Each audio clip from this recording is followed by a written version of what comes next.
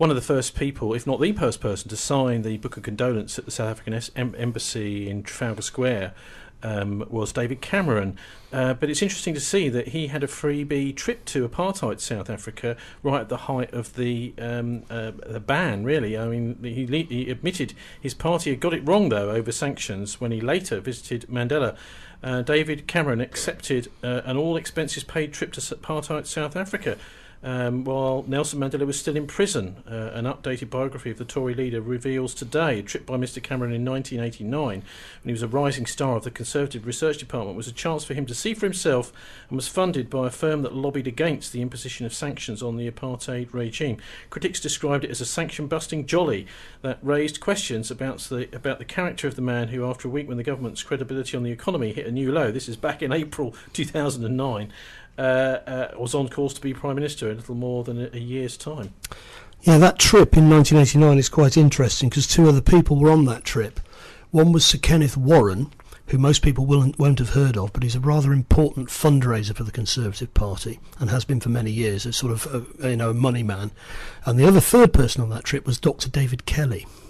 And the purpose of the trip was to go to arms corps. This is the government scientist who died in 2003 in the very same one. Circumstances. So there were three people on this delegation: Dr. David Kelly, Sir Kenneth Warren, and David Cameron, who is a 20-something from Conservative Central Office.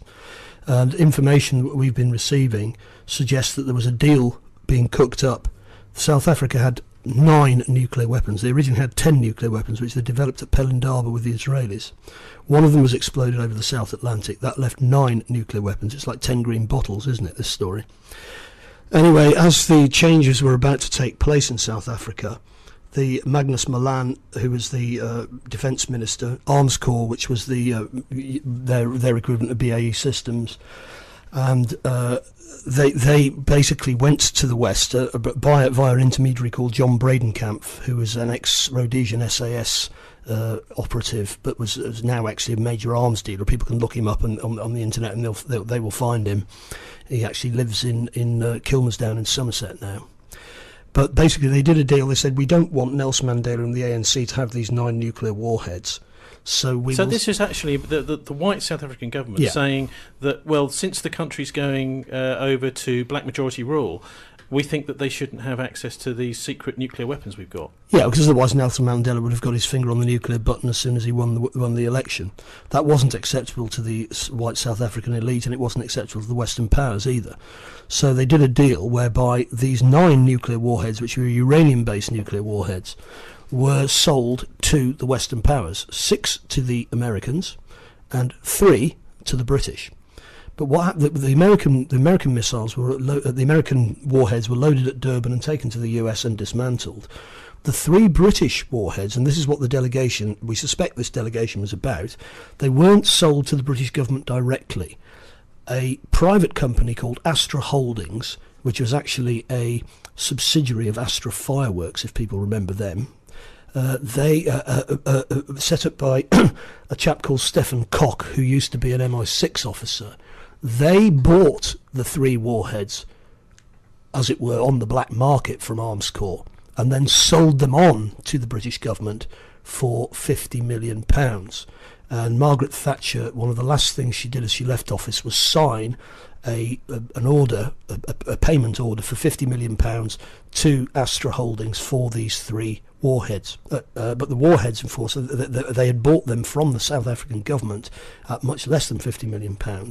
And those who were involved in this scam got basically a profit from it, including the Conservative Party itself, which made £17.8 million to fund the 1992 general election. Now, it's a pretty shocking accusation, Martin. Also, well, I've made it before, people can find it online. It's an article by Peter Eyre. It's probably the best one to find. You can find EYRE on his own blog or on the Palestine Telegraph website about this whole story.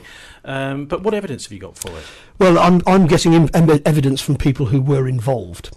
So they're talking to me I can't say who because they've signed the Official Secrets Act.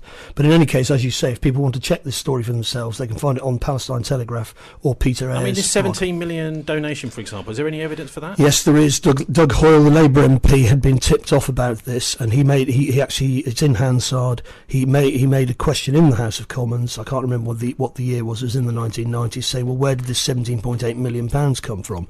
And there was a sort of bluff, we can't possibly tell you, you'll have to look into it. But anyway, I mean, that's a lot of money. I mean, even in banker terms, £17.8 million is not peanuts, and in political terms, it's quite a large amount of money. Oh, certainly. Possibly could have made the difference between Major losing or winning the election, for example. Well, certainly a fascinating twist to David Cameron's trip. There's a further twist to the story, of course, which is that the warheads themselves then went missing. They lost them. Well, how did they get the money for this 17 million then? They went round Tory party donors and asked them to chip in to the pot, and then all of these people would then be paid back, and they were paid back. We've been given a list of people who actually made a lot of money out of this.